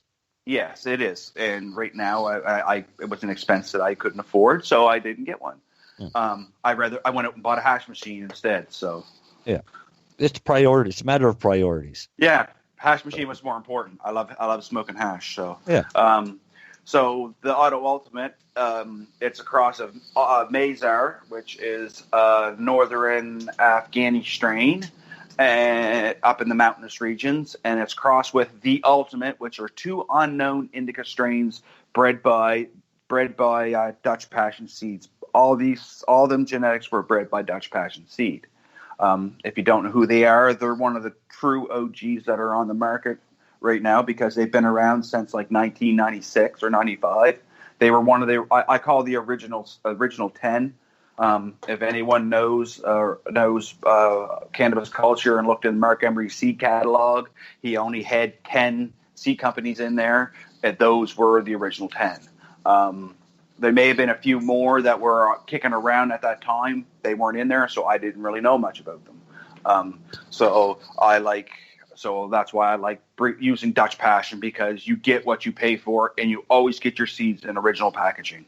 That's key. So if anyone's writing stuff down, write that down. Make sure you get your seeds in the original packaging, because if you don't know what you got.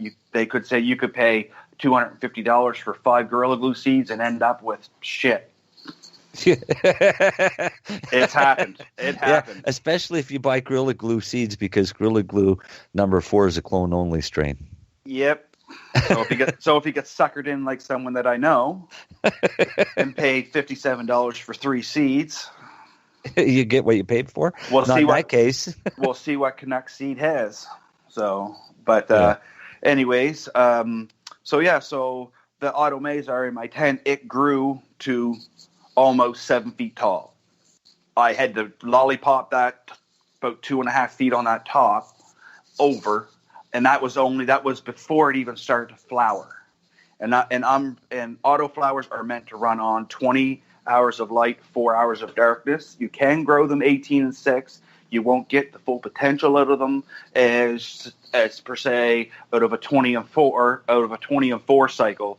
But anyways, I switched mine over to 12-12 because I was also budding out my my hog, the hog's breath, and my fruit spirit. So I switched them over to 12-12, expecting them not to get no taller than 2 feet tall. Well, boys, was I shocked. It's one of the very few strains that I would recommend you could grow at 12-12, and that was only grown in 10 liters of soil too. It was grown in the little dollar store garbage can, and I yielded just a little over 100 grams off it.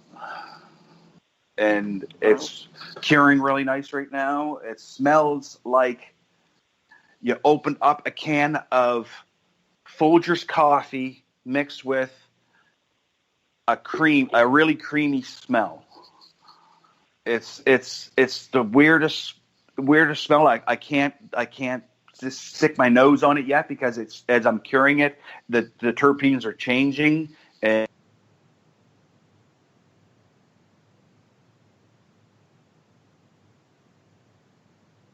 exactly, that's exactly what it smells like. A Tim Hortons double. That's what I let a.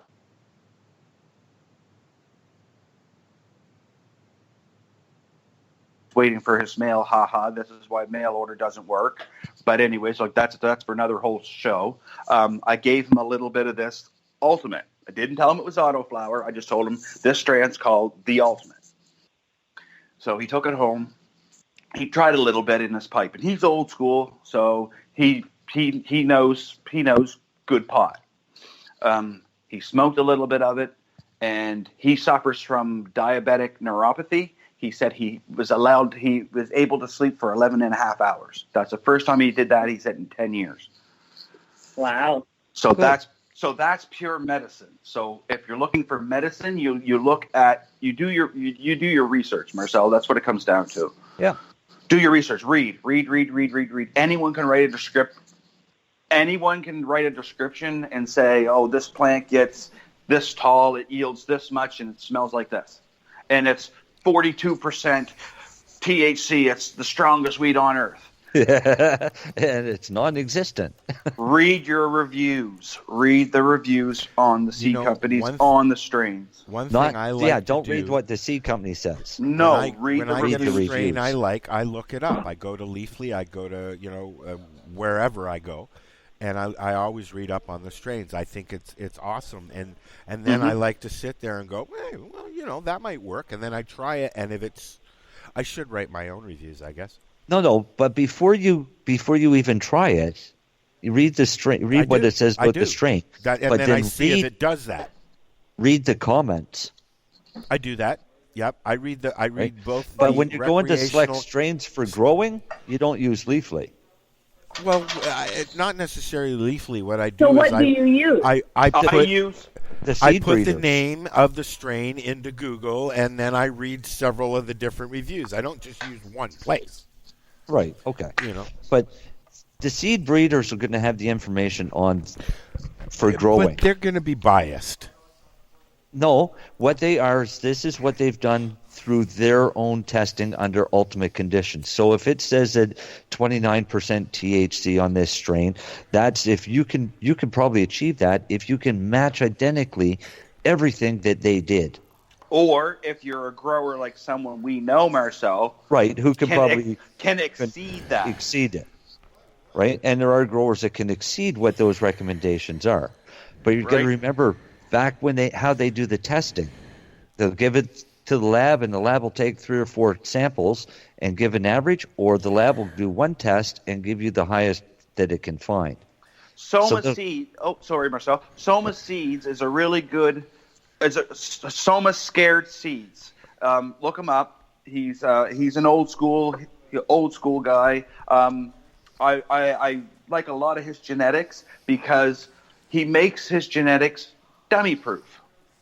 And what I mean by dummy proof is anyone that don't know anything about it, if you were just introduced today, you could pick up one of his seeds, drop it in a pot, grow it, and you can get anywhere between. He gives you a range. So for his New York City Diesel, for example, it's one of my all-time favorite strains that he Are they modified, these strains? We had some guys on. They were splicing genes and stuff like that, and removing like 89% of the viruses and any chance of mold or anything like that. No. Those guys were the genetics guys that are going to do cellular cloning. Yeah. These are Soma's seeds. Is basically they create their own strains. Mm-hmm. Okay. All right. So they have their own strains, like an Amnesia Haze, a Bud Buddha's Sister, Hash Heaven, like that Hash Heaven. But those are what you look at because it's going to give you for when you want to grow. All right. Mm-hmm. So a basically, yield there, okay? So if you're a fucking, pardon my language, if you're a fucking dummy and don't know nothing about nothing, and you bought these seeds, you can drop it in a pot, you can feed it some water, you'll get a THC of at least 12%. Yeah. At least 25 grams minimum. Now, you can exceed up to a pound, 2 pounds, 3 pounds per plant in ideal conditions. I always say that word ideal conditions because it's a big factor. It is. You've got to have the proper feeding schedule, the proper light schedule, the proper soil, the proper size pot for what you're growing it in. You've got to look at, when you're selecting your strains, you've got to look at how much flowering time it's going to take.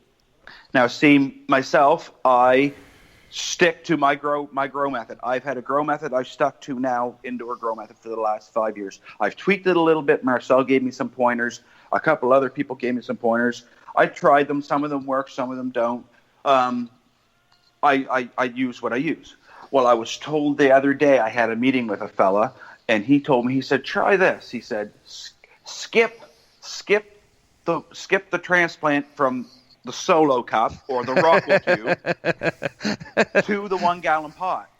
Skip that step altogether. Well, it goes against everything that I've ever read. Everything I've ever read always tells you never do this, because your plant, your pots are, they're so saturated with water that you're going to rot your roots. No, because if you have proper drainage and proper mixture of your soil or your medium or whatever you're using, I use a mixture of cocoa and expandable clay pellets. As long as you do that and do it correctly, you'll never have an issue. So this crop I'm doing now in my auto pots, which are a 7-gallon auto pot, I took them clones that are only maybe 8 inches tall and drove them right into the big pots. Yeah. But that's all I've ever done for years, and I thought you did that. Nope, I always did the 1 gallon pot and almost let it get root bound. Almost, that's what and I've then always transplant heard it too. Man, I go with solo cups and put them into my 45-gallon pots. But what you're doing, what you're doing there, Al, is you're stunting your growth of your plant. Exactly. Okay. Because, and I've heard that. I've heard that before. Because you're fucking with the root system. Yeah. Right. And that's why I grow big, bushy plants, because I never restrict them. You don't want to mess with that root system, because once you do, you shock that plant, or if you hit that taproot, you cut that taproot off, your plant's stunted. Yeah. You got 3 weeks to a month before that thing's going to even start growing again. Oh, really? All it's doing is building a root ball. It's not growing up in the air. It's growing underground. Yeah, okay. It's trying to it's fix. Putting all its energy underground. It's trying to. Basically, it's trying to fix your fuck up. Plain and simple, right? Yeah. Okay. Mother Nature's trying to fix what you messed up. There's another thing that'll happen too. People will grow plants indoors and take them outdoors when it's time to transplant outdoors. And I've seen this time and time again where they've been indoors but not enough light, and they start to flower. Mm-hmm. And they put outside, and they're forced into veg. Yep. And what'll happen is everywhere. All the leaves, the buds will all end up dying off. Mm-hmm. But all of the leaves will basically all of your 5-finger leaves will drop off, and you'll get single-finger leaves. Mm-hmm. Really? And it'll take weeks, and then all of a sudden you'll start seeing your 3, 5, and 7-fingered leaves again. And if you don't see your 3 or 5-fingered leaves come back, rip it out of the ground and throw it in the garbage. Yeah, because your bud structure will be no bigger than your pinky finger, and I bet you when they're dry they'll be smaller than a popcorn seed. Wow. Yeah. Very interesting. So there's all kinds of little funky things about growing. Mm-hmm. I mean, yes, the plant will grow in a bucket of mud in your backyard, but you'll only get out what you put in. Yep. That's my favorite. One of my favorite sayings is you get out of it what you put into it. My last grow, I didn't spend as much time in there as I wanted to, and to me, I think my product suffered a little bit. To me. Now, everybody that's tried it or smoked a joint said, this is really tasty. This is some of the tastiest stuff I've had in a while. And to me, it just doesn't meet my cut, if you know what I mean. Like, it's not what I know I can produce. You must be itching to get into the warehouse, bud. Oh, I'm in there now. He's in there now, but he just can't grow anything yet. No, I'm still setting up. So I still got to fill all the rooms with pots and soil and clean the room. Wow. Be looking at April, between April and June, likely. As long as Health Canada can get us a license here before the end of the month, because it's going to take us at least 75 days to do our test crop. And where are you located again, Darcy? You can't in Nova even Scotia. do your test crops yet. No. Oh, I thought you guys were doing tests and you were just waiting to turn the switches on. No, our building. We have a I'm going to say we have a $20 million building sitting there, state of the art, everything in it, and we're just waiting. This just the way Health Canada does their processing. And what happens if they say no? I don't even want to say. I can't discuss that on the radio. Let's just say there'll be a fella on an airplane sitting on Health Canada's doorstep the next morning. No, that same night. Yeah, that same night. I don't even think it'd take him an hour. I think there'll be few fellas. Oh yeah, no, I think just one. I don't want to jinx us out, but we're past the point of no return. You know what I mean? Yeah. We're getting a license. It's just a matter of you forgot to forgot to dot that I. Dot that I and send it back to us, and we'll get your thing processed, right? Yeah. We're at that point of the game, right? We sent our evidence package in. We did Problem is, when you dot that I and you send it back, it takes 3 weeks before it's reviewed. Don't even look for a phone call for 3 weeks at least. Wow.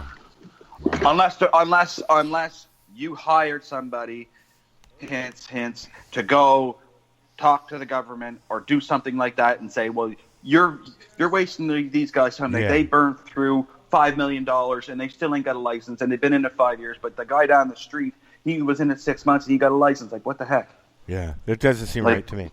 No, it don't. No. But it's a lot of behind the scenes stuff, right, Al? Yeah. I don't get myself involved in it. I stick on the grow side, and that's what I do. Yep. So on that note, I want to give everybody a chance to have a clothing say and plug. So let's start with our official guest, Melanie. How's it going, guys? Thank you so much, Darcy. That was very educational. You're welcome. Again, it was awesome speaking with all of you guys. I'm Mel-O Wilhelm. You can find me in High Canada Magazine. You can find me as Mel-O Momentz on Instagram, Twitter, and Facebook. I have Mel-O Forever Buds. I'm starting my my own line of cannabis jewelry. Darcy, I would love to do some of your buds into some jewelry and make some fancy pieces. And give me your address. Thank you very much, guys. I'll send you some. Absolutely. See what? See how easy it is? You can get pot just by coming on our show, man. Darcy, right, look at that. You want to give your guys a plug, or you want to wait on that? Yep. No, I'll give my guys a plug. I already did when you were off the air, but I'll do it again since you're here. I just wanted to do a shout out to my team out in Vancouver at the Lift Conference. If you're out in Vancouver this weekend and you're listening to the show, stop by and visit our team. You can tell them I sent you. We're there under two banners, Al. One is Churl Herbal Company, which is patient-driven, patient-owned and operated. And then we have another company, which is a packaging company. So I can announce that we own a packaging company, too, and it's called Nitro Tin. That's nitro tin. Almost like nitrogen, but with a tin at the end of it. Cool. And what it is it's a nitrogen-filled can. And like Marcel said, he was very skeptical. But if I can make him a believer, I think I can make anybody a believer. Send me some links, because even Paula just said what kind of packaging. So it's a recyclable tin can. Oh, and it's sealed. not a tin can. It's sealed, and it's not a tin can that comes inside of a plastic sleeve that comes inside of a plastic box inside of a cardboard box. You just get a tin can. You get a tin can with it has a reclosable plastic lid that's child-proof. Proof. Yes, it is. So when you open the tin, because how it's done is the cannabis is put in the tin, dry nitrogen is injected into the tin, which displaces all of the oxygen, which causes oxidation. The tin's sealed shut, making it hermetically sealed. So 5 years down the road, when you open the tin, it's going to be as fresh as and smell as good as the day it was put in there. Oh, cool. I've had the pleasure of sampling. They've been packing apples that way for years. You'll have to send me some samples so I can see them, Darcy. Oh, definitely. We definitely will. Yeah, and next time you get Lenny on the show, ask him a little bit about it too. He can fill you in a little bit more about it because he knows a little bit more about that side. Cool. I'm learning more on it now. So. Sorry, I'm saying hi to an old doggy friend who just came in. Oh, okay. So, you got anything you want to throw out there? Anything going on, Marcel? Yeah, you? You're back? Eating? Yeah, I'm back. Yeah. Is there anything that you want to throw out there before the end of the show? You got anything going on or anything? Oh, look, a squirrel. Yeah, look, butterflies. Al. Yes. Love you, Al. I'm right here. I'm talking to you. I'm asking you if you have anything that you want to say before the end of the show, buddy. Oh, I thought you were still talking to the dog. No, I was just saying hi to the dog as he walked by, man. Oh. That's all. Jeez, we all thought you were talking to the dog still. No. I just sent you that link on a private message through Facebook, Al. Okay, cool. For the packing company. So you again, can check it out. I'll ask Marcel. Do you have anything you want to say before the end of the show, buddy? No, I hope the guys are having fun at the Lift conference. Yeah, me too. So do I. Cool. And we've got Darcy and I are speaking 10th of February. Together? Yeah, yes. Where? At the Mum Valentine. Oh, yes. Bazaar and Educational Forum. So Darcy and I are going to go in and talk to people about the basics of growing both indoors and outdoors. Lovely. Cool. And you'll get to see me in June now because I'll be back in Toronto at the Lift conference. Oh, okay. Well, let's make sure we plan something to do something this time. I'm gonna come over and chat with you on the radio for a little bit. Okay. My plans to be at that conference as well. So. And Marcel, I'm hoping Marcel's gonna be my +1. Oh, I hope so because he needs to come out here and sit and hang out and shit. Exactly. Mary Jane, what do you got going on? Anything happening? Oh, no. Same old. Stuck in my garden most days. Either that or behind the wheel of the car visiting hydroponic stores. I love my garden. I'm in my garden about 4 times a day. Are you? Yeah, I'll just go in and sit down and watch my plants grow. Do you smoke in your garden? Love it. Me? No. No, that's bad. No, that's You fine. ever see a picture of my garden, Al? Yes, of course I have. My garden now? The way it's set up? I don't know. You'll have to send it to me. But I'm going to end the show, and then you can send it to me. I will. Okay. This has been the 420 Radio Show. Thanks for listening. We will be here next week with who, what, I don't know, but we'll be here. Darcy will be here. Darcy, what are we going to make Darcy talk about next week? Light selection. Light selection. Oh, yeah. Nice. Lights. Yeah. Let's talk about LED versus sodium versus blah, blah, blah versus the new shit that's out there. How's that? Oh, you got enough time? Oh, yeah, we can do as long No, as you we'll want. You get 20 minutes. Yeah. We'll 20 make minutes. it. You can have 35 seconds. Perfect. All right, guys, we're out of here. Have a good night. Peace out. Legacy 420 has medicinal and recreational products down to a science, literally. With 2 biochemists on staff and a chief scientific advisor, every product is tested in the Legacy 420 laboratory. Legacy 420, Tyndonega. Open 9 to 9 every day. Visit legacy420.com. So what are you doing? Nothing. Why not? Trying to get on this Lifestyle Radio website. Sounds like a cool website. Yeah, it's alright. Oh, wait, I might have it. You might have it. You're listening to Lifestyle Radio. The opinions expressed during this show are those of the individual participants and do not necessarily reflect the opinions of their associated organizations or Lifestyle Radio.